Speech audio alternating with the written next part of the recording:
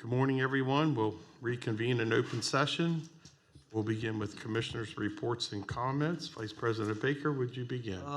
Yes, good morning, everyone. Just like to comment on the great event, the ribbon cutting down at our Maryland Theater this week.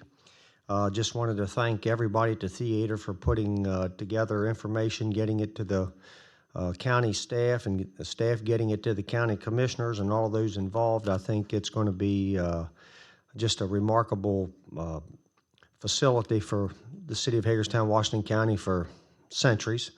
And I personally would like to reach out. I think just mention a couple of the people that were really instrumental for me in getting that moving forward. I'd like to just say thank you to Greg Murray. He was our county administrator when that project first came forward, and he got with each county commissioner, talked to each county commissioner, told us where we could get the money from as far as our general fund and so forth, and monies that we had reserved for the school and so forth. He did a tremendous job discussing it with the county commissioners, listening to our input, incorporating the commissioners' views and thoughts into the project. And I just wanted to thank Greg for all of that. Also, Andy Serafini, who did a tremendous job chairing the meetings that our staff went to, and just keeping everything on track as we were transitioning into our new administrator and so forth. He did a tremendous job keeping all of the facts, all of the information together.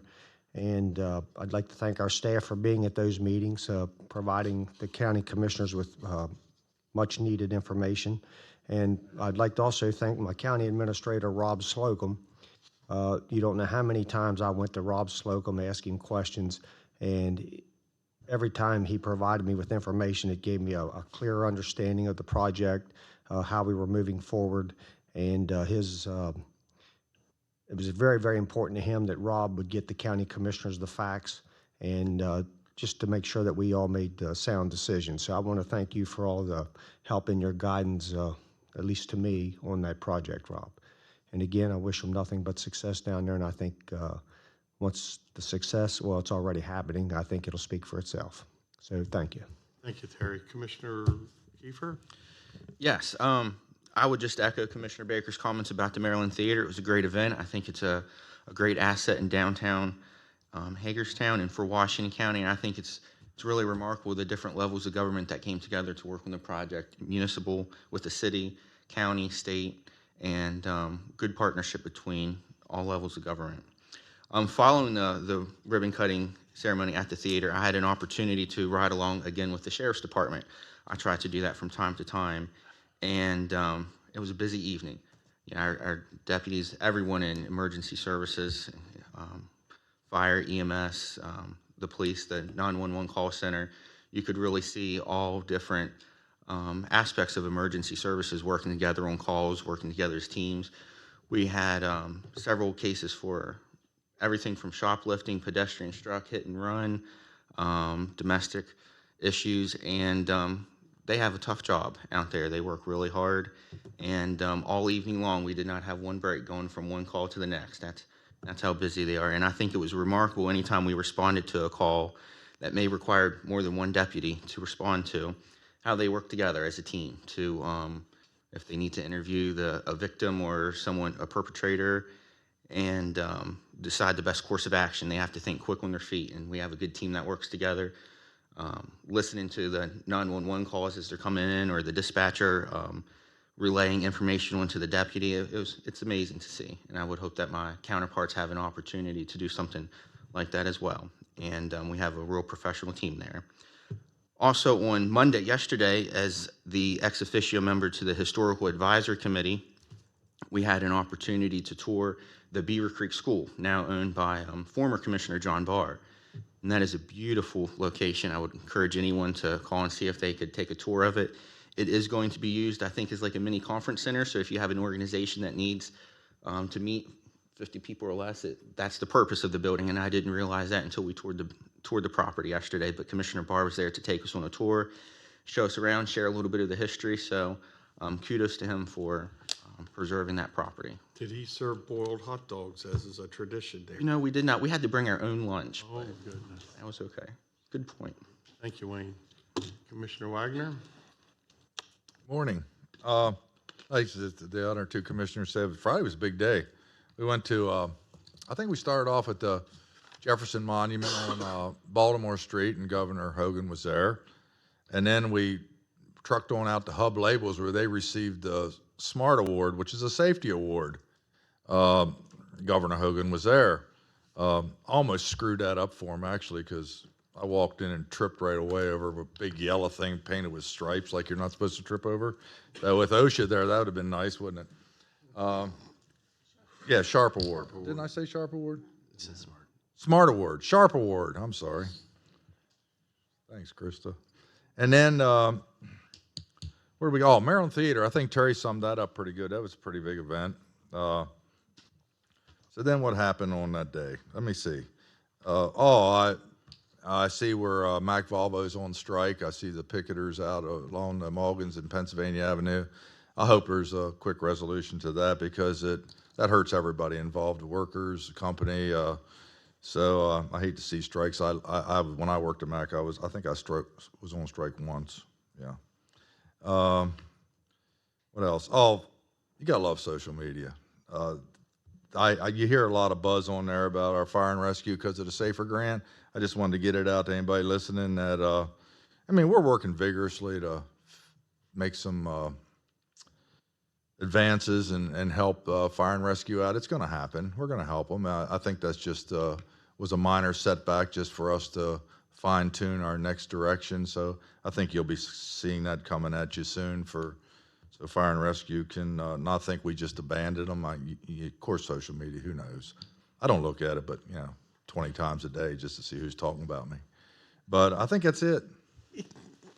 Commissioner Mommersmith, can you talk? You are next. Just one little addition on the Maryland Theater. I'd like to also thank Jessica Green and Benito Vadalana for all the work that they've done in there. It's going to be a gem in the city and the county for years to come. We were also at the Thomas Kennedy Memorial dedication. That was a great event out there. What did I say? Jefferson, didn't it? Why did I say that? We left that. I got everything screwed up this morning. We're gonna have a real bloopers. I wasn't going to point it out. Well, someone ought to, because I'm going to get social media again, but go ahead. Another thing I'd like to do is we had last week, I'll say the reorganization of the Disability Committee, which I was on. It was the first meeting. It was an excellent meeting. And one thing that I think we could quickly walk out of, and I think they would like, if we could find a way that on our YouTube channel, if we could put subtitles on there, because the deaf community can't read it, but if we could find a way that we could get just subtitles on our meetings, that was something I think is a very quick need that I never thought of, but this is very important to them. Also Saturday, we had, on another note, I was at the ARC of Washington County's Dancing with the ARC Stars. I want to congratulate Dr. Boyd Michael for his win. So it definitely, if you're listening, Dr. Michael, it was not for his dancing ability, but we had a great time. It was a lot of fun. So I would let everybody, next year, please attend. It's a great event. And I think that is, on the SAFER grant, just to concur, is I think it was a disappointment to everybody that we did not get win that grant, but that's, like you said, we are not going to let down the fire rescue and EMS, and we're going to be working to shore that up as quickly as possible. Yeah, to follow up on that note, there is funding in our budget for the volunteer fire companies and EMS. Is that not correct? So even though we didn't get the SAFER grant and our plans are somewhat rearranged, there is funding and attention being paid to our emergency and volunteer services. I also attended last week the Children in Need program. They received a $10,000 check from, I believe, JEG from the Hagerstown area. Ann over there does a great job running that program, and she was quick to thank our county employees who are often there to unload a heavy truck or do anything. So kudos to our employees who are assisting that great program. I too also attended the Thomas Kennedy program. That just for some information, he was a delegate from Hagerstown, which is now Delegate Cordovan's seat, and he fought for religious liberties and freedoms and inclusiveness prior to the Civil War. So quite an honor to attend that event, recognizing someone from Hagerstown, Washington County. I also did attend the Hub Labels event. Hub Labels, every employee you talk to loves that enjoy working at that place. So to that organization consistently being recognized either through their safety and health program or their were leaders in the apprentice program that was started by Kelly Schultz, Secretary Schultz. So big thanks to that organization. And the Maryland Theater was an exceptional event. One of the things the Maryland Theater represents is goes back to the early stage of Greg Murray and everybody else organizing the urban improvement plan about 3 or 4 years ago, which the Maryland Theater was part of. But just think, here in little old Washington County, Hagerstown, we are setting and leading the way for urban improvement projects. From then Chairman of the Appropriations Committee, Maggie McIntosh, to Senator Serafini, to Governor Hogan. Washington County is working with a myriad of partners, government, public, private officials, to lead the way and set the precedent on how to develop the core of your urban community. So that was a proud day to be there at the Maryland Theater event, which is leading to much more successful projects. With that being said, we'll next go to reports from county staff. Please come forward and introduce yourself.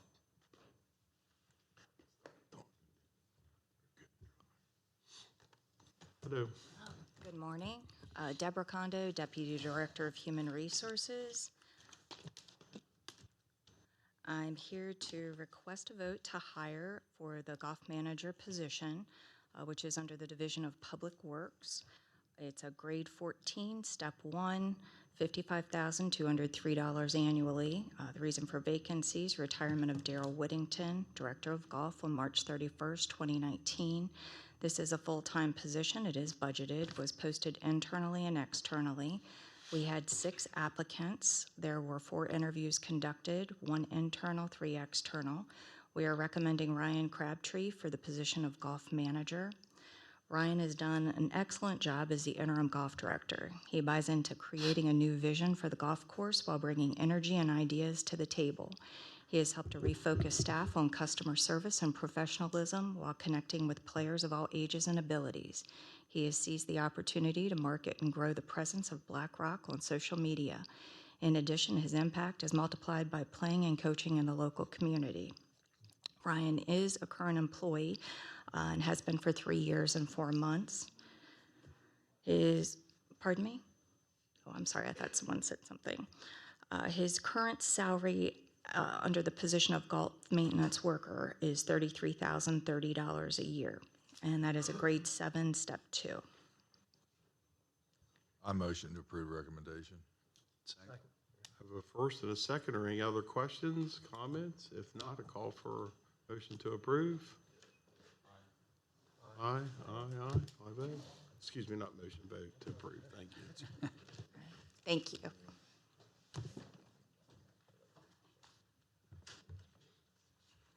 Ashley, welcome. Good morning. Ashley Holloway, Director of Plan Review and Permitting.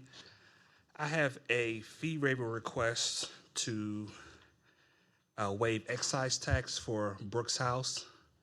They changed the use of a building that's on the property, so therefore they were charged the excise tax, and they're looking to be waived. Brooks House is nonprofit. They help women with drug and addiction abuse situations. And I'm just coming for you to see if you would like to waive the excise tax. The amount is $750.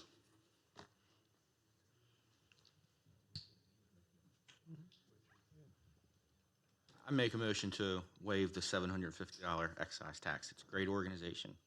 Yes. First, is there a second? I'll second it. Okay, first and second. Any discussion? If not, a vote to approve. Say aye. Aye. Aye. Thank you. Okay, thank you.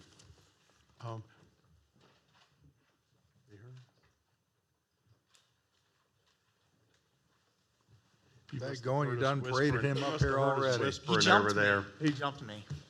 Well, good morning, Andrew Eshelman, Director of Public Works. I did want to take the opportunity for those who aren't as familiar with Ryan to introduce him. He was just confirmed as the new golf manager. I think Deb summarized some kind words I had about Ryan and his performance up to this point, but I'm really excited for him in this opportunity, and I think hopefully he's the future of Black Rock and continues to work as hard as he has over the past several months. So really, really thrilled. And if you'd like to say a few words, Ryan. Yeah, I just want to thank you guys, all the people that were in the interview process. I'm very grateful for this job, only being 20 minutes from home. It's great to stay within the area to accomplish almost a dream job, and it's only 20 minutes from home. So I just want to thank you guys. That means you're available to work all the time. That's right. He will be at the That's right. Congratulations. A lot, yes. Congratulations to Thank him. you. Thank you. What time do you show up for work some days, Brian? Anywhere from 5 o'clock to really that's the earliest, but now we're there around 6:30 or 7. So, but it can be as early as 4:30, 5 o'clock, depending on tournaments. You know, I was on the fence on this one because when I asked you to teach me how to golf, you said, "Can you even hit the ball?" So, can you even make contact? Is the word. Yeah, you got to be able to make contact to play. But yeah, I'm excited. No, I mean, Ryan does, I think, a good job of relating to players of all ages, from senior leagues to we had a fall 3-week golf clinic where we had children as young as 7 out there, and Ryan was a part of that. So we're hoping to increase participation so it's not too late. I would put myself in that category, so we have some ideas for people that maybe aren't as committed full-time golfers to still get out there and find some enjoyment and recreation. I'm sure you'll continue to do a good job from what I've seen. I'm on the board, so I get to see you a lot, and I think you've done a wonderful job. So, Thank you. Appreciate it. by the way, commissioners, they need what's that called? A slit seater, right? Yeah. A slit seater. Well, you'll present that someday because I was sort of sold on it. It saves 3 or 4 jobs, people's man hours, and we won't get into that now. Yeah, we're trying to do our best. We borrowed one. That was called planting the seed, no pun intended. That's right. Yeah. Yeah, we borrowed one. And Ryan, be you nice come to from a family that's done nothing but win. How many state titles in volleyball was your think my mom mom- a part of? And then how many did she coach? I think she won 1, and then I think she has coached 11. So State championships at Williamsport. yeah. And Ryan has participated in high school coaching as well with basketball and golf. So I really think he's a good community asset, and hopefully people come to see him as the face of the course. What school was that at? Williamsport. Thank you very much. So, thank School'd you. go Thank to? you. Congratulations. Thank you. Best Thank wishes to you. Any other reports from county staff? Please come forward.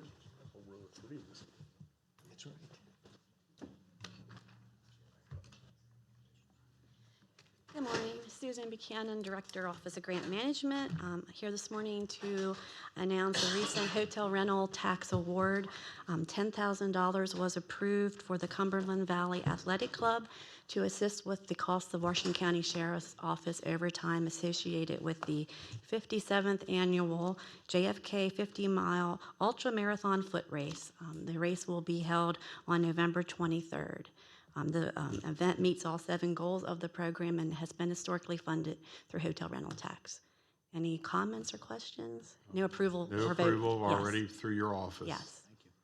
Thank you. Thank you. Any other reports from county staff? Jeff, since I never look at social media, today was Robbie Holsinger's birthday. Yeah, Deputy I think Director of everybody Rec knows Robbie Department. Holsinger. Yeah, You must live an awful boring life. I do. Danielle? Good morning, Commissioners. I just wanted to come up and comment on regards to the captioning for the YouTube channel. We will have that live for the next meeting. We just can't put that on during a live stream at this time. Outstanding. Well, that was So very just- easy. Thank you so much. You're Oh, welcome. that was quick. So we'll get that taken care of for next week. Thank you. They'll be very happy to hear that. Thank you. Or see it. Any other reports from county staff? Yeah. Seeing none, we're a few minutes early for citizens' participation, but is there anyone in the audience for citizens' participation? I'm seeing none. Commissioners, if I see someone walk in, I'll pause and see if they're here for that, if that's okay. If not, we'll go to the next item, approved. You had somebody raising their hand, Jeff. Oh, Mr. Cross, I didn't see you. Sir, just to clarify, will I be able to make my comments at the hearing point, or do you need them now, reference? Either. If you're hearing I'd, the ra- official. I'd rather wait. I don't have my hired gun Jason with me. Yeah, you can wait. Thank you, sir. Okay, thank you. Okay. Approval of revised bylaws for the Environmental Management Advisory Board. Mr. DeVito, please come forward. Good morning, Commissioners. I'm here this morning to ask your approval on behalf of the Citizens Advisory Board for the Environmental Management Committee. And what they're recommending is a change in the bylaws. The substantive change is the change from determining a quorum from a majority of active members, and the change they would like to implement is to change that to at least 3 members active, at least 3 active members of the committee. The reason behind that is that in the beginning of the committee, we went for a very long period of time trying to get a group of members that would show up at all the meetings on a regular basis. I think we've got that solved now, but the committee wanted to make sure that we changed that in the bylaws, so in case as the committee evolves and changes committee members, that we don't run into that situation again. So with a majority of 3 active members, they can conduct regular business, and when people show up at the meetings at 5 o'clock, they're not turned away and have to go home because we don't have a quorum. How many members are in the committee total? There's 9 members currently.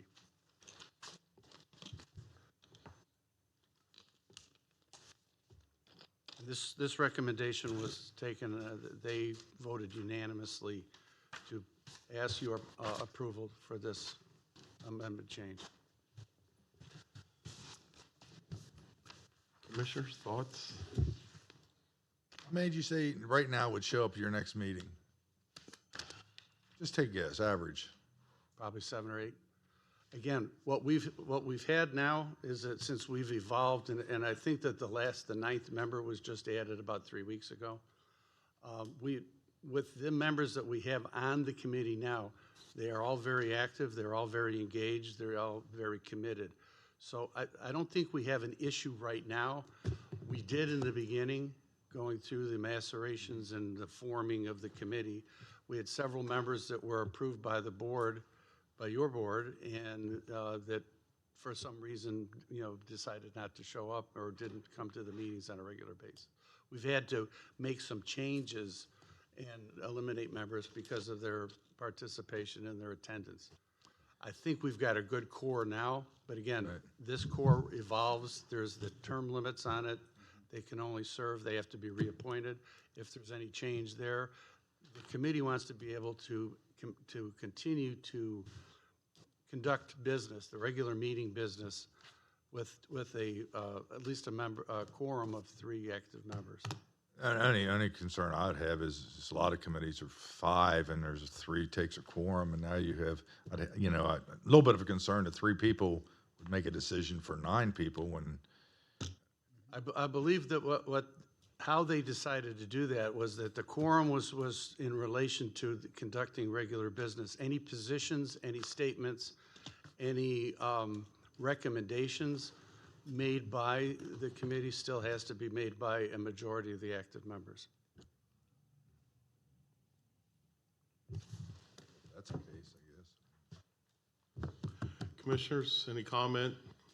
I know this was a committee that didn't have a commissioner appointee because it was new, and I guess maybe it was an oversight.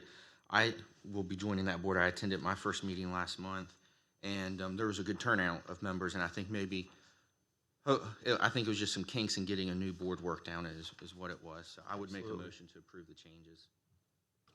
Is there a second? I'd second it. Any more conversation? If not, a vote to approve, all say aye. I just want to make sure there's, Conversation. sorry, I just want to make sure that the 3 members do not have, I know you can hold the meeting and everything. I want to make, my same concern is you have 3 people voting for 9. I just want to make sure they cannot vote on an issue and you have 3 people, and then there they go. You get 2 people, because if it's a split vote, I have 2 people in a meeting that voted. I have 2 people out of 9 that have just said, yep, this is not how we're doing. The committee shared that same concern, and they made sure that when they took this vote to make this recommendation, they made sure that I believe we did include some verbiage in there that talked about taking official positions. What was the vote tally for That's this? what I'm looking for now. It was unanimous. 9? I think at the meeting there was 7, but it was unanimous. This is an advisory board. Yes, sir. Correct? Just advisory board, not Yes, to sir. diminish that role, but it's advisory. Again, I think Commissioner Kiefer was right on the money with his comments in terms of, I think it was the natural forming of the committee that we went through, trying to make sure that we got the right people and that the people that really were committed and wanted to be on the committee were appointed and served on the committee. You're probably already doing this. I'd send out notifications of the meeting, just, If it is, with the verbiage which you said, if I could not find it. Because it's just saying that there's a quorum for 3 people, and that's my fear. If there's a split vote between 3 people, 2 people could vote for 9. If we could have verbiage in there that stated that they cannot take official position on something without a majority of the board present, then I'm for it, but without that, I would have to vote against. Could we maybe amend that to say recommendations presented to the board? That way, would you be okay if they approved meeting minutes from the meeting? Oh, before? yeah, that, correct. If it said what Mr. DeVito said, take official positions without a majority of the board, I'm fine with. But approving meeting minutes, having the meeting, discussing, I'm fine with it. But I just don't want to take an official position with 3 people. I just don't think that's fair. So just to amend a little bit, a quorum to conduct a meeting, 3 members with a majority of all members appointed to make recommendations. Correct. Or as Mr. DeVito said, official positions was the verbiage he used. If something is like that in there, I am fine. If not, then. Well, do I amend my motion? I'd like to amend my motion to include just that. right, was it, For a quorum, a majority of members for official recommendations. is there a second for that? That's a second, a first second. Any further conversation? If not, a vote to approve as stated. All say aye. Aye. 5-0. Thank you very much. Thank you.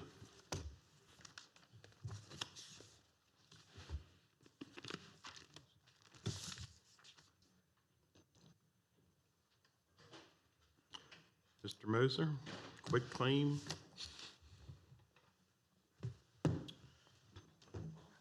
Good morning.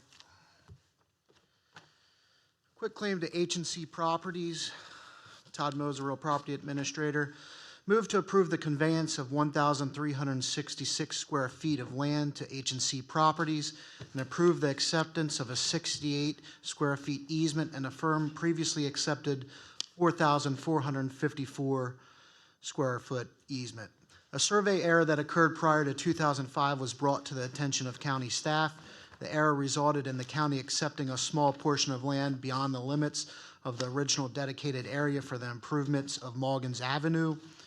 County staff has been working with H&C Properties to resolve this issue. The area being considered for conveyance was dedicated to the county at zero consideration.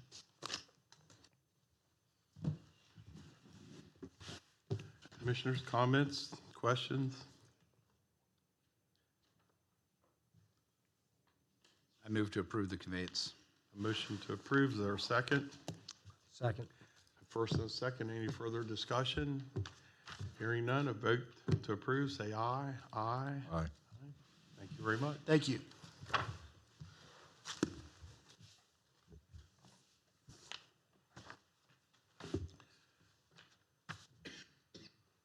Gentlemen, if you're prepared, Kingsley and Mr. Hopkins, we could go a little early. Mr. Smith, I didn't see you back there. Welcome.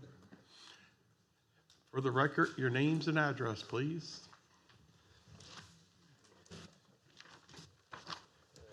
Kingsley Poole, 14008 Weaver Avenue in Morgansville. I am the chair of the Emergency Services Council. And Richard Hopkins, 14131 Marsh Pike, Hagerstown, Maryland, 21742, and co-chair with the Emergency Service Advisory Council. Todd Smith, second vice president, Washington County Volunteer Fire and Rescue Association. Thank you. Okay, Are you waiting for someone else? Director Hayes. Okay, well, you can begin without him. Okay. I'm sure he has a prepared agenda to present to you, gentlemen, but I know what is on it. The Emergency Services Advisory Council voted at its meeting the first Thursday of this month to, thank you, to bring the Fair Play Fire Company, or the Community Volunteer Fire Company of District 12, off of probation. And Mr. Hayes is in concurrence with that. They have met all the benchmarks that were set up, and we propose that they be brought off their 3-year probation. The Emergency Services Council, as you know, was seated by the county commissioners to watch over or be oversight for the fire company. I personally have attended quite a number of their meetings and functions there, and they're doing well. The County Fire and Rescue Association agrees with that. They've been proactive and progressive since they came back on board 3 years ago. Matter of fact, I was just down there last week, had coffee with them in the morning. They had some new people in there that were training during that day on driving and drafting. Everything seemed to be well. As I said, they got their FEMA grant, their SAFER grant, so they're moving forward with newer apparatus purchases. All their equipment's up to where it's supposed to be. Everybody seems to be getting along very well. Financially, they seem to be well. They have some monies back that they didn't have before. So we're in agreement that they should be taken off the probationary period and continue to move forward as they're doing. Yes, I'm teaching a pumps class there for the company and others through the University of Maryland Fire and Rescue Institute, and quite a few of the people in the class, I'd say probably over half, are from Fair Play, and they've been very, very dedicated to the class attendance. So, and we'll be finishing that class at next week. I think it was 3 years ago, October 30th, that we had the celebration down there, and they actually did a call back in service, push the engine in. Yep. Yeah, 3 years ago. It's hard to That believe. was quite a tribute to all who all worked together to. It was sort of a controversial thing that I think looks like now that it turned out good for everyone. I think they have excess of 100+ social club members. They're fundraising. By the way, I'm stalling for Dave Hayes to show up. So it seems like I guess Dave's late, so I'll make a motion to reinstate, I'll take him off probation. I guess that's the motion. yes. Yeah. Okay, Remove there's from a first to remove him from the probation. Is there a second? Have a first and a second. All in favor, say aye. Aye. Aye. Way to go. Fair Thank play. you very Way to much, go. gentlemen. Thank you, guys. If I could make a note here personally, not related to Fair Play, someone at this table is having a birthday today. Uh-oh. I'll be Dick Hopkins. Happy birthday. Happy birthday. Thank you. Well, sing, Kingsley. You got a good radio voice. Let's hear you sing that. I've heard it. It's too early to start the hearing, so I'm going to have to reconvene for a short while. Folks, our next issue is a public hearing, which is scheduled at 11. So we're going to take a brief recess to start as close to 11 in respect to those who may be on their way or wish to attend personally. Thank you.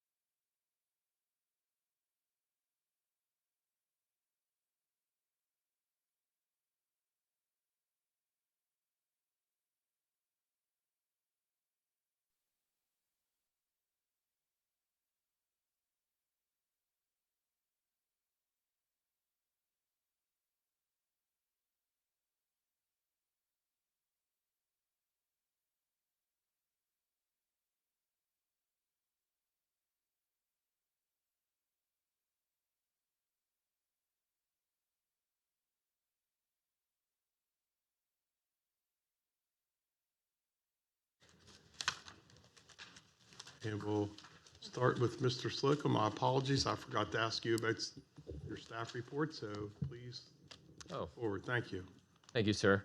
Last week, I believe it was, Commissioner Wagner asked about an update on vacancies and different position relocations and so forth, and I want to give a quick report on that if you wouldn't mind. First of all, the grand sum total currently as of October is 59 total vacancies. Single largest in the sheriff's office, which is 17 vacancies, and that is largely due to, as the sheriff reported, to recruitment and so forth. The sheriff did receive the board's approval to institute a program for increased recruitment on that. So that's one front. There are 7 in highways. I know that just recently there were multiple highway positions approved for advertisement. I imagine those will be on the street very shortly.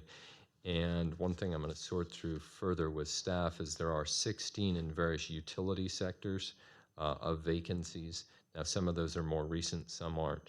But in total, that gets us up to more than half of the vacancies that are outstanding. Some of them are more long-standing. For instance, we have, well, here's a short one. In construction, building inspector 2, I believe we have recently announced that, and that position is now filled. So when I say 59, this is the latest information we have, but it does take time for the system to update. There may be closer to 50, and these numbers will vary month by month. But I can assure you with the approved budget and so forth, they are getting approved as far as vacant positions, unless there's some type of reassignment of duties or something.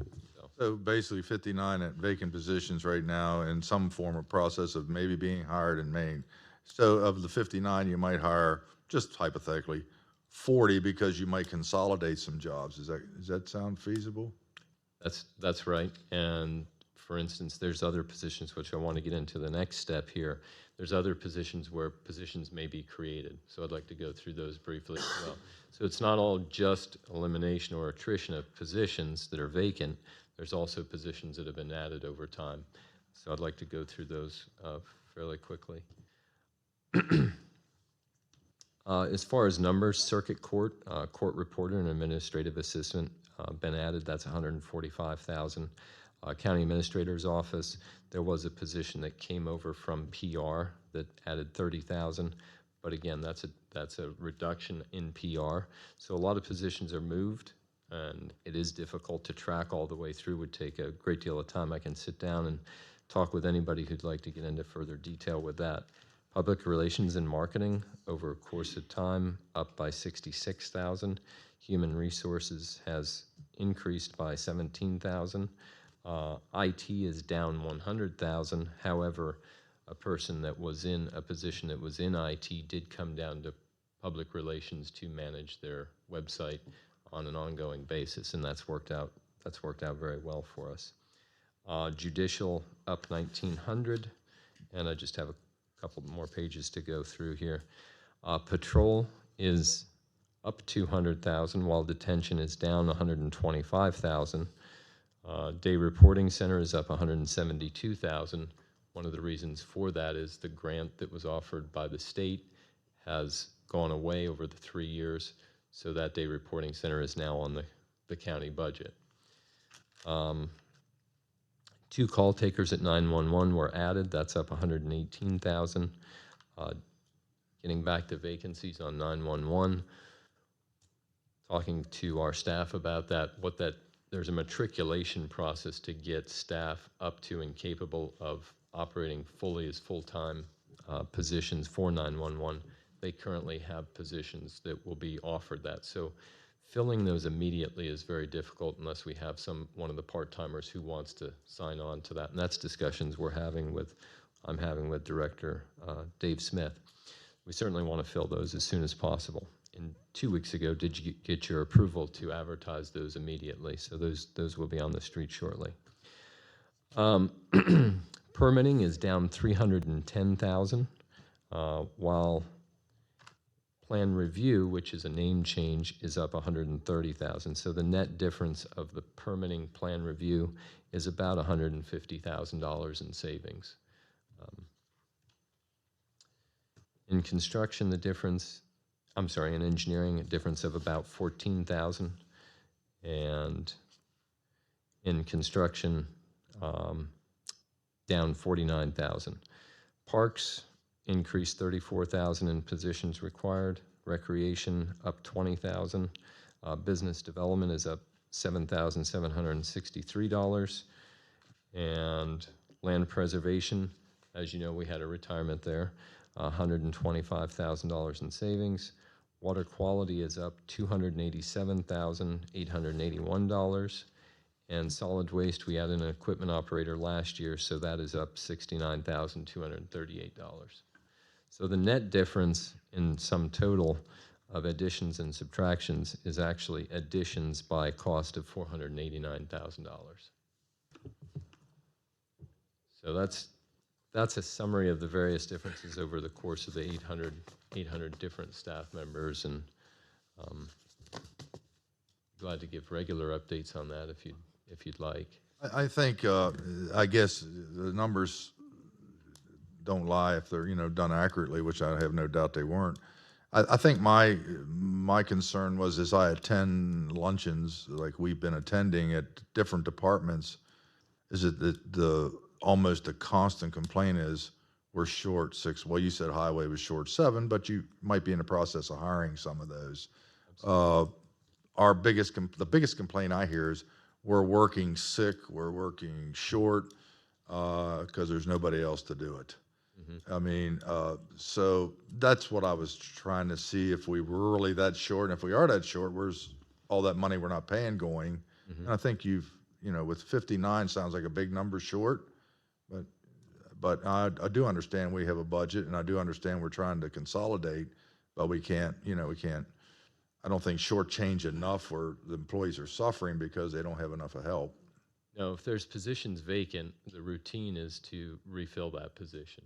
There are occasions where that doesn't always happen, but that's studied very carefully before it's brought to you. Thank you for that. Yep. Right, with that being said, next on the agenda is a public hearing concerning water and sewage plan amendment, Town of Smithsburg. Mr. Goodrich, would you come forward? The purpose of this hearing is to hear public testimony concerning the matter. The procedure is as follows. We will first have staff introduce the matter, after which the hearing will be open for public comment and testimony. Each speaker will be given a maximum of 3 minutes to testify. After everyone who wishes to speak has done so, the hearing will close. The commissioners may discuss the issue and take any action that they deem appropriate, including adoption, rejection of the proposal, or they may take the issue under advisement and deliberate at a later date. Mr. Goodrich, would you please introduce the matter, sir? Thank you, Commissioner Klein. Good morning, Steve Goodrich, Director of Washington County Planning and Zoning Department. This is a public hearing to take comment on the water and sewer plan amendment that was submitted by the mayor and council of the town of Smithsburg. The water and sewer plan is a document that's required by the state of Maryland. The requirements direct counties to prepare these documents and to include the public water and sewer plans and intentions and provisions of all of the municipalities within the county. So that's how we come to be talking about an amendment for the town of Smithsburg, because the plan covers all of the public facilities in the county. Water and sewer plans are in part an inventory of all of the public water and sewer systems in the county, but they are also a long-term and general plan for future improvements or expansions of those facilities. The plan is intended to reflect the comprehensive land use plans of the various jurisdictions, and we all know that public water and sewer is essential to the implementation of the various growth management plans that we have in place. The mayor and council of Smithsburg have requested this amendment. It has 2 parts to it.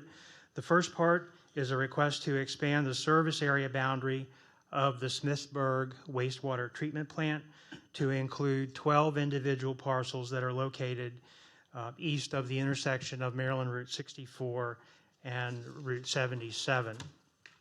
You have a map in your agenda material that's attached to the staff report that will show you all of those parcels that are proposed to be included in that service area boundary. They are also all called out individually by parcel number in the staff report. 3 of those parcels were recently annexed into the town of Smithsburg. They're the parcels that are owned by Cloverly Hill LLC, and they're proposed for development as, I believe the name of the development is Cloverly. Those 3 parcels are vacant with the exception of a barn that remains from a previous farm complex. The other 9 parcels will remain in the county. They are all included within the town or the county growth area. There are 7 dwellings on 8 of those parcels, and 1 of those parcels is vacant. So that's the first part of the amendment request, is to expand the service area boundary to include all 12 of those parcels. The second part of the amendment request is to change what's called the service priority designation on all 12 of those parcels to S1. Service priority designations are a label on each parcel indicating its status or the intention with regard to public water and sewer service. S, of course, stands for sewer. If it was a W1 category or a W category, it would be for water.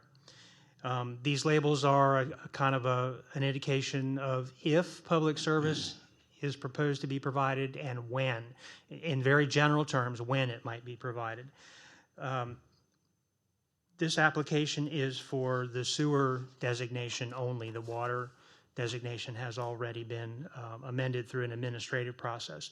There are 4 designations, 4 service priority designations that are available in the plan: S1, S3, S5, and S7. And remember, this application is requesting S1. S7 means that there is no planned public service for the parcels. That's not in the request. S1 is an indicator that the public service is either existing or it's under construction. S3 is labeled programmed service. That means that there is some specific concrete action or a concrete plan that is in place that indicates the public service will be forthcoming. It may be an approved development plan. It could be a CIP project in the capital improvements program, or some other concrete action that's an indicator that the service is needed and will be provided at some time in the future.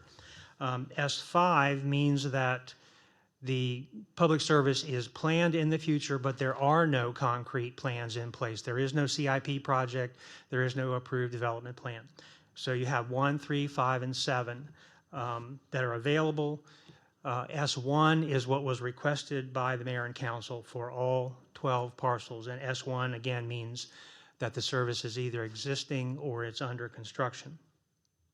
In the staff's review of this application, we determined that, and it was the staff's opinion, that the S1 would not be appropriate for these parcels because the service, the public sewer service, is not existing to these parcels and it is not under construction. But the 3 or the 5, which means programmed or planned, would clearly be appropriate for these parcels. Public service is desired and intended and appropriate for these properties. They're in the growth area, and the public sewer service will allow a denser development and make maximum use of the investments in the service, the public utilities that are in the vicinity. So in the staff report, you'll see the staff's comments to that effect, that S1 is not appropriate, but S3 and S5 are. And we further recommended that the S3 be applied to the 3 parcels that were annexed into the town of Smithsburg. Those would be the Cloverly properties. And that S5 would be appropriate for the remaining 9 parcels. The Planning Commission adopted that recommendation, and you have their written recommendation in your agenda material. We notified all of the affected property owners, all 12 property owners of the Planning Commission's public information meeting, and we notified them again of this public hearing and their opportunity to comment on the proposal. We received one additional written comment in between the Planning Commission and this hearing. That would be from Mr. Brown. You heard Mr. Brown speak at the Commissioners meeting in Smithsburg last week. He said he was in favor, and he was in favor of the proposal to provide the S5 designation for the existing dwellings that are in that location. He's a property owner of one of those dwellings, and he followed that up with a written comment as to his support of that amendment. So that's a description of the application.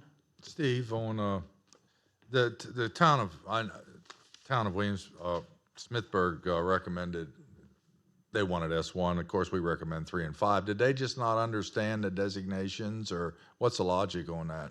I don't think I can answer that question, but I will say that after we evaluated the application and went to the Planning Commission and presented our alternate proposal for 3 and 5, Right. a representative of the town was there and spoke in favor of that 3 and 5.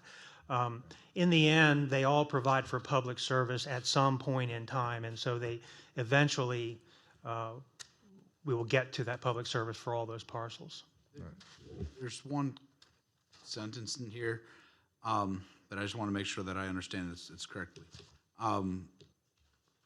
S1 may not be appropriate at this time because the service is not under existing contract, but conversion to S1 when the improvements are actually under construction would be automatic and would not require an additional amendment application from the town or developer. So if they're an S3 or an S5 and they put a shovel into the ground, it automatically turns to an S1. Well, it will be, we are on a schedule to update the water and sewer plan on a regular basis.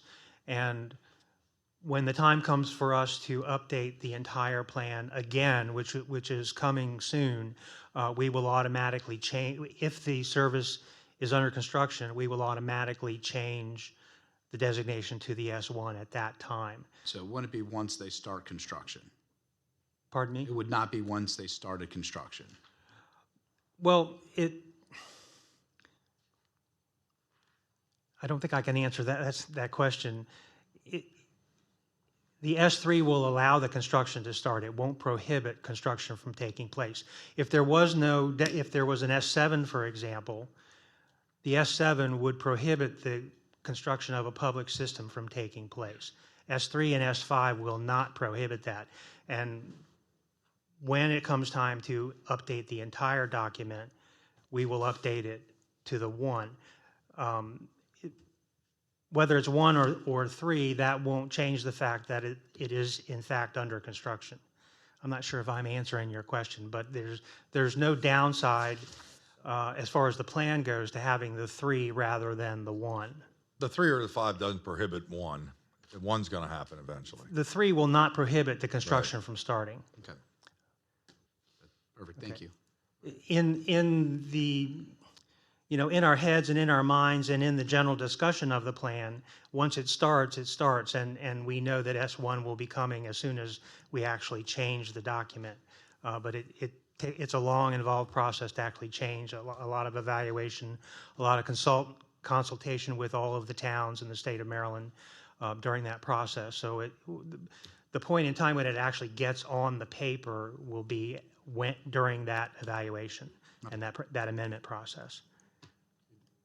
That sounds like a roundabout and kind of an avoidance discussion, but it's not what I intended. I understand. Does that conclude your introduction? Yeah. All right. We will now open the hearing for public comment. First, thank you, Steve. We will now open the hearing for public comment. Anyone wishing to testify from the front row, please come forward. Give us your name and address and tell us what you'd like to know. Good morning. Jason Divelbeth, 11125 Bemis Durford Road in Greencastle.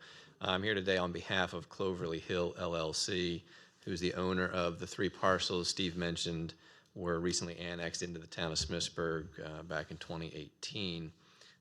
Is also the owner of 2 of the residential properties along Cloverly Farm Lane that are still within Washington County. Cloverly Hill is in support of the town of Smithsburg's requested amendment that's being presented to you today, but agrees with the recommendation of both staff and the Planning Commission that rather than the S1 classification designated in the town's request, that it's more appropriate that the Cloverly Hill properties receive the S3 because there is a program service. In other words, there's an active development plan, a proposal in the works. And then the remaining 9, which would be the Allenberg property, Bushy and Leather properties, and the Cloverly Farm Lane properties be classified S5 because there is no program service, but there is a future plan for service along those, or to those properties. 3 primary reasons to support this amendment as changed to the S3, S5. Number one, as Steve indicated, all of these properties are in the town growth area as designated by both the town comp plan and the county's comp plan. Therefore, by so including these properties in the growth area, the comp plan recognizes a plan for future public utility service. Second argument sort of ties into that is that because these properties are already in the town growth area, I'm not sure that this individual amendment process is even necessary. There's a little bit of an ambiguity in the water sewer plan because it says that development proposals which involve the extension of water and sewer lines within the boundaries of the growth areas will be considered to be consistent with the policies of the comprehensive plan for the county and will therefore not require an individual amendment to the water and sewerage plan in order to proceed with the review and approval process. Clearly indicating that if you're in the growth area and you bring a development plan in, you don't need to go and amend the water sewer plan separately. The difficulty is that the water sewer plan doesn't define what growth areas are meant. There is an allusion in the water sewer plan to the 2002 comp plan. But one could easily argue, I think logically and consistently, that if the comp plan is updated, then the water sewer plan goes with it. Nonetheless, we're here today in the very individual amendment process, but I think that sort of procedural ambiguity and close call supports this request. The last is that state law actually requires the county to review its water sewer plan at least once every 3 years and to adopt a revision or amendment to the plan as deemed necessary. Again, arguably one could say that because the growth areas were updated, that required the need or the necessity to update the water sewer plan accordingly, but that did not happen. Therefore, we're here today on the individual amendment process instead. Since January, Cloverly Hill and the town of Smithsburg have been attempting to work through this process and those ambiguities, but we're almost 2 years into this and it's still not completed. So we would really request some urgency to this because from all substantive and procedural appearances, it seems to make a lot of sense, and the development plan for these properties has been sort of held up in the process. So for those reasons, Cloverly Hill is in support of this as amended to the 3 and the 5, consistent with the Planning Commission and the staff. So you're supporting what the Planning Commission is recommending? Yes, sir. Period.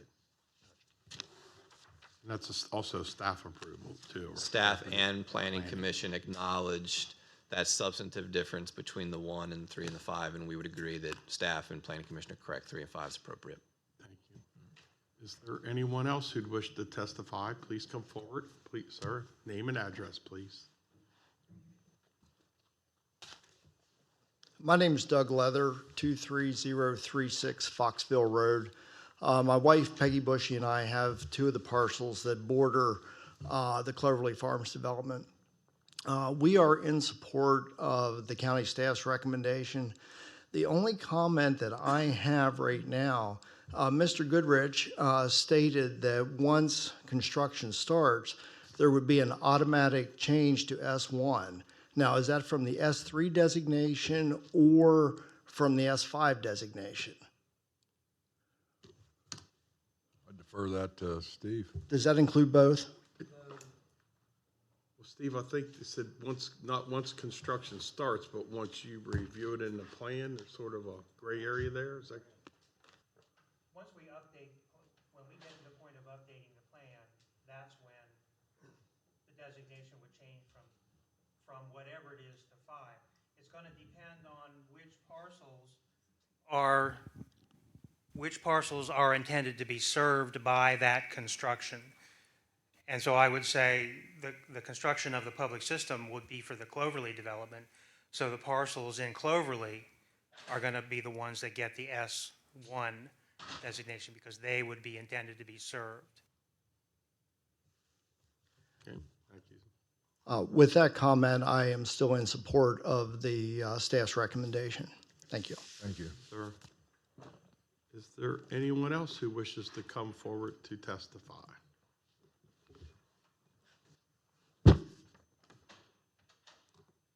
Seeing none,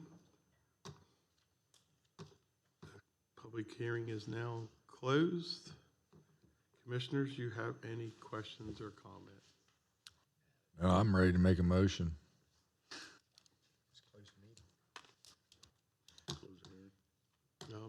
Meeting is now closed. No other comments? Commissioners, you have any questions, comments? Public hearing is now concluded. Randy, you can begin. I mean, the staff recommends it, planning commission recommends it. It makes sense to me totally. I motion Cloverly Hill designated into S3, S5. As presented. As presented. Motion's supporting the recommendation. I'm right, supporting the recommendations, yes. Okay, I have a motion on that. Is there a second? I second it. Okay, I have a first and a second. Is there any comments, questions? Hearing none, all in favor say aye. Aye. Aye. Those opposed? 5-0.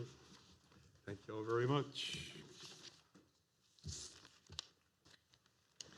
Next up, minimum wage analysis. Sarah, are you ready? Thank you.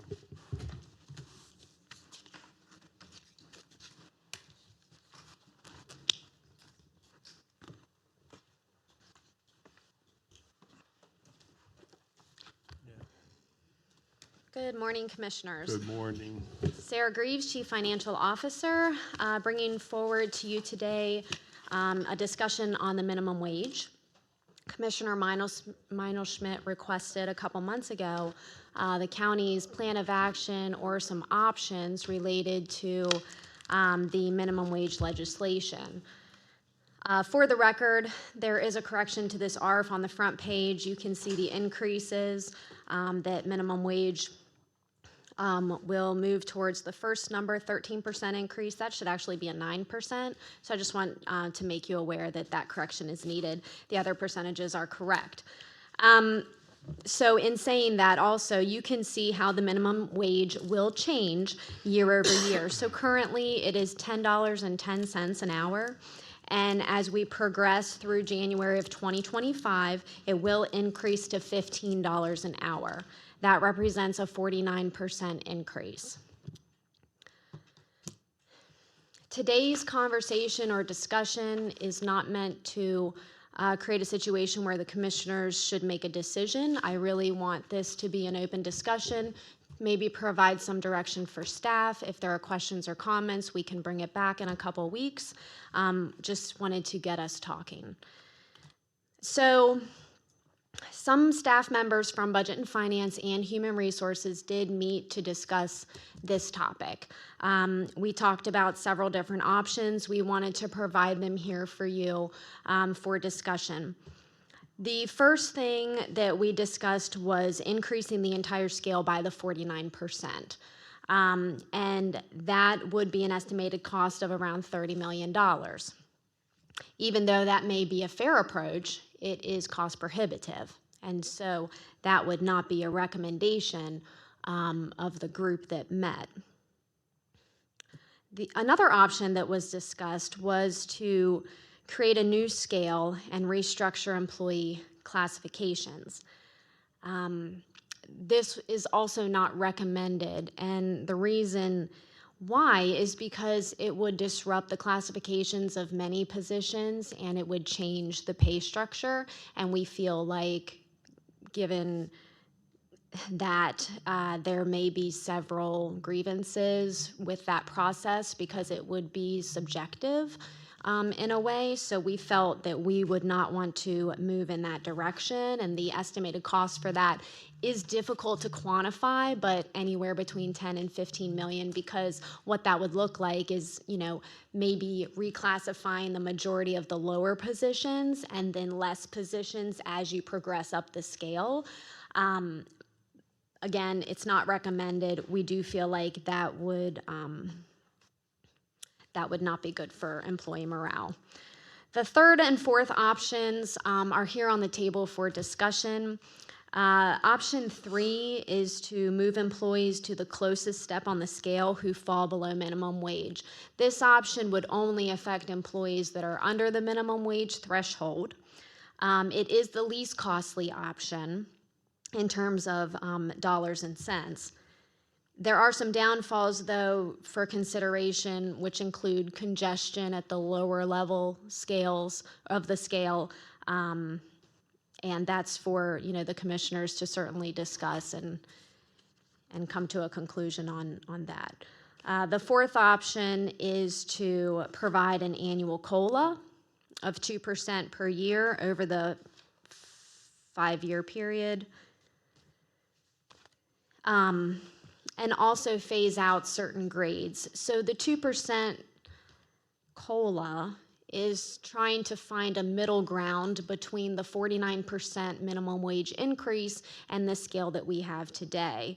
This is being brought forward as an option to take into consideration that scales across the county or pay structures may increase over that period, and the county should provide a way to stay in line with peers. But also that's not enough. So the idea of phasing out grades 4 and 5 through that 5-year process is something that would also have to happen. So this one's kind of a option 4 is option 3 part of the way, and then option 2 a little bit of the way. Or option 4, sorry. So you're giving a 2% COLA, because 2% only gets $11 in 5 years, up to $12.15 off of just doing a 2%. So you're hoping we're getting steps plus 2%, and then this isn't. We took a look at the scale, how many people that we have on the scale in certain grades and steps. So maybe our lowest currently isn't 10-10. Maybe it is, but as far as how we could try to create a situation to increase the scale in general and also make sure that we're meeting that minimum wage requirement, this would work. Yeah, so I know what you're saying, 2% doesn't get us to that 49, but that's not necessarily where we have to be, because we may have, 400 part-time employees, under the $15 an hour right now, but maybe where they sit on the scale, and in conjunction with the 2.5% steps, we'll be able to work it out where no one would fall below the minimum wage. Gotcha. Correct me if I'm wrong, but the grades affected are like, on your scales, like 1 through 6. Is that even? Are you looking at the attachments? Yeah. So the attachment is related to option 3. So the point of the attachment is to say, okay, with all of these options, except for option 3, the entire scale would change, because anytime you do a COLA, you would effectively increase the scale by X percentage. So therefore, all of the steps and all of the grades would change. Option 3, the attachments show that the entire scale would not change, but what is blacked out from year to year is effectively what grades, if you're on that grade and step, you will be moved to the most closely related active step. So as you flip through those attachments, you can see the area that's blacked increases each year, because each year we're increasing in the minimum wage requirement. So it would render those grades and steps unavailable for use. In a scenario, you could have, and I don't know what this is, but a grade 4 that started step 1, they're getting a 2%, then all of a sudden, 5 years later, they end up becoming a step 10. Yeah. So we're getting wage compression at the very bottom, but we're at least giving everybody a 2%, so there's not as much wage compression is what Yes. this plan is. Yes, that is correct. Okay, tell me the downfall on option 3, because that's dollars and cents is the best deal. You get wage compression, so you have somebody that was making $11 an hour that now is making $15.01, and then my scenario is, let's say you have the cashier at the pool making minimum wage, and you have your manager making 15. Well, now your cashier and your manager are all making the same. Why am I going to be a manager making the same amount as the cashier?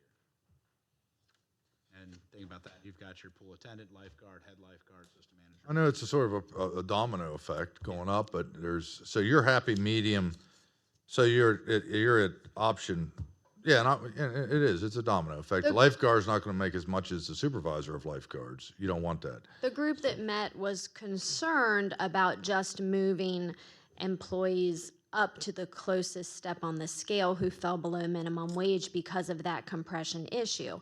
Now, it is costly to provide an annual 2% COLA. And, for clarity, this is not in lieu of the 5-year plan that shows employee steps. We have programmed in our 5-year plan to provide merit steps for our employees at 2.5%. Any solution here presented would be in addition to that. And so, yes, there is a cost to it. Option 4, the cost is on the second page. It's about $9 million estimated over that period. That is the total cost after the 5 years. So it would be incremental getting up to that point. So I really just wanted to bring these options to you to try to facilitate some of this discussion, see where the commissioners feel today. We are coming up on, our 2021 budget as far as, what we do in budget and finance to look at wages and benefits. So it would be beneficial to us to have some direction on how the commissioners feel about this. And I can definitely come back if you have certain questions. It could also, if the 2% COLA is too high, I would just encourage the commissioners to think about this a little bit before, making a decision to see. I'm speaking for me. We're all, we can't escape this. It's here. So we got to do it. So I think I'm looking, for me personally, looking for something between the option 3 and, or 4 and 5. Options 3 and 4. 3 and 4, yeah, I'm sorry. I think I'm looking for something in between there. It goes from 30 million to 15 million, down to 2 million, and your last option is almost 9 million. There's got to be something in between there. The easy in between, I say easy, there's nothing easy about this. But, if you were to reduce that COLA from 2% down to 1%, I will say, though, it was always a goal that we as a county, at least a goal of mine, probably not, of yours, we haven't had this conversation, but, to take into account the step and the COLA, because we don't want to get the county scale in a situation where we've been before. History has shown us that when we provide steps to our employees and we provide no COLA, then our scale falls out of alignment with our peers. When we provide a COLA, but we provide no step, then we have 4 and 5-year employees working at the same wage as a recent hire. So there are downfalls to both scenarios, and the best approach and the best model is to incorporate some of both of those. Is there a way that we could get how many employees this affects? Year 1, I'm not too worried about it. It's very few employees year 1 it affects, but year 3, 4, and 5, now we're starting to affect more employees. And so that we can see, how much of this compression that we're going to get, and then looking at, hey, what these COLAs are going to be in steps. It's hard to quantify the effect necessarily. What I can tell you how many people you would affect if you give me a span of grades that you want to look at, that would help me. Otherwise, it would be at my discretion on who I think would be affected, and I don't know. I'm if just I wanna looking do at that. like what you blacked out here. Like Mhm. if we, how many employees does that affect? Sure, I can get that for you. You know, if there's, I think this is a big issue that is going to impact the county. If there's any comfort in this whole decision-making process, it's that we're not the only ones dealing with it. A lot of members of our business community also are making these decisions, nonprofit groups. I know when we were at the Commission on Aging, I think they shared with us 45% of their employees fall below the $15 an hour minimum wage. So they're making the same decisions we are. I wonder if it might be possible, I see our business development director in the back, if it might be possible to reach out to the business community and see, you know, what direction they might be going. Not that you have to speak to anything right now, but if we could reach out to the other businesses, are they compressing their wages? Are they increasing everyone across the board? I know you could go, we're not Home Depot or Lowe's or Walmart, but you know, they certainly have self-checkout counters, 6 checkouts being managed by 1 employee. Certainly that's not an option necessarily in Right. the work and functions that we perform in county government across the board, but it might be nice to know what our peers in the community are doing. Yeah, it would be. My concern would be some of those may be increasing wages and reducing number of jobs. And plus, they're like motels, they're upping the price of the hotel rooms already just to cover it. And So that's it's the being other passed thing on too. to us, yeah. As we think about this, that is a reality that as wages increase, so will rates and so will costs of everything in the county. For direction from me, my opinion, Well, option 4, option 3, somewhere in between, one or both. Okay. That's my thoughts. Feedback, and I can, Commissioners? Yeah, I just, so when you have here, like on option 1, you said recommend, or you don't recommend it, but you said the estimated cost would be 30 million. Is that is that between 2020 and 2025? yeah, that's at 2025. If we were to incrementally increase our wages by that same 49% that the minimum wage is increasing, by the time we get to 2025, it would have effectively cost us that much. And that does include wages and benefit costs that's related. And then how did you come up with that 49%? The 49% is just the $15 an hour minus the 1010. So 490 divided by the 1010. That's how the 49%. Commissioners, any other comments So that for 30 direction? mil, I'm sorry, so that 30 million would be as if everybody got a 90%, If everybody got a 49% increase. no, year 1 would be 90 cents. So if every employee got a 90-cent increase per hour, because that's what minimum wage is going up, 90 cents, correct? It is going up 90 cents, but Next year, it's 75 cents. So what would the total cost be if we gave the employees a 90-cent an hour increase, just like the minimum wage people are getting, over that time frame, 2025? Does that make sense? I know what, yes, So I if do every understand what employee you're got saying. What the minimum wage people received, what would the total amount be? I don't have that here. That's not what the 49% was showing. The 49% was showing a 49% increase on everyone's wages. So they're comparable. The scenario that you're suggesting would not allow us to keep our scale structure because if you add 90 cents to an employee making $15.07 an hour, and you add 90 cents to an employee making $17.07, the 2.5% step would fall out of alignment. So we would not be able to maintain a scale that looked like that. I could try to see what that estimate would be. It wouldn't necessarily be something that would be practical for the county to institute if we want to keep our scale structure. It would be much easier to change the scale across the board for everyone, which I think is what Vice President Baker is saying, to add that number of pennies per position. It would be an equitable approach because everyone would be getting the same increase.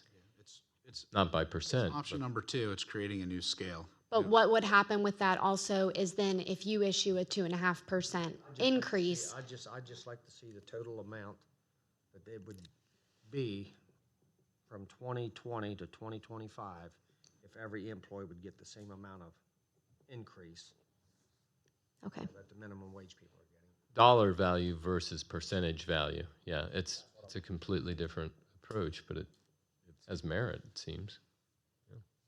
Maybe, I don't know, maybe it might be more than 30 million, I don't know. No, it's going to be a lot less than 30 million.